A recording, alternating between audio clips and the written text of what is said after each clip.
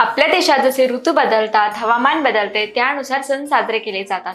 भारत देश कृषीप्रधान देश मानला जातो, त्यामुळे त्याच्याशी निगडीत हे सण समारंभ असतात। या सणांपैकीच एक म्हणजे मकर संक्रांतीचा सण। नमस्कार, मी मानसी खांबे, प्रहारमध्ये तुमचे स्वागत। मकर संक्रांतीचा सण अवघ्या आठवड्यावर राहिला आहे। मकर संक्रांत म्हटलं की आधी आठवतो तो तिळगुळ तिळाचा लाडू। थंडीच्या दिवसात येणार या सणाचे महत्त्वही विशेष आहे। हिंदू पंचांगानुसार पौष महिन्यात हा सण येतो। सूर्य जेव्हा मकर राशीत संक्रमण करतो तो दिवस मकर संक्रांत म्हणून साजरा केला जातो। साधारणपणे दरवर्षी 14 नाही तर 15 जानेवारीला हा सण येतो। देशभरात हा सण विविध नावांनी ओळखला जातो।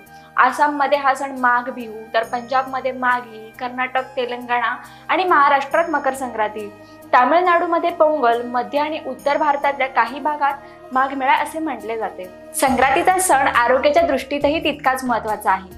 थंडी वाढलेली असते, शरीरास उष्णता गरजेची असते, त्यामुळे शरीराला ऊब देणारे पदार्थ तसेच स्निग्ध पदार्थ खाणे गरजेचे असते। त्याचमुळे या दरम्यान तीळ आणि गुळाचे सेवन केले जाते। तीळ आणि गुळ हे दोन्ही पदार्थ उष्ण असतात, त्यामुळे तिळगुळ खाल्ल्याने शरीरास उष्णता मिळते।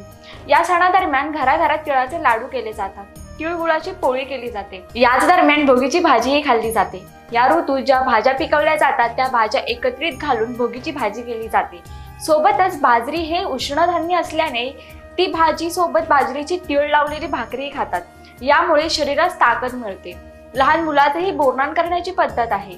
या ऋतूत बोर, आवळे, ऊस, चिंच, गाजर असे पदार्थ येतात। या पदार्थाची मुलांना चव कळावी तसेच ओळख व्हावी या हेतूने बोरनान केलं जातं। तसंच मकर संक्रांतीला महिलांच्या उत्साहाचा सण म्हणजे हळदी कुंकू। घरोघरी हा हळदी कुंकूचा सण साजरा केला जातो। महिला एकमेकांना तिळगुळ घ्या, गोड गोड बोला असे म्हणत तिळगुळ देतात। वाणाची देवाणघेवाण केली जाते। पूर्वीच्या काळी महिलांना अशा समारंभातून बाहेर जाण्याची, एकमेकांना भेटण्याची संधी मिळायची, त्यातूनच हे असे कार्यक्रम होऊ लागले।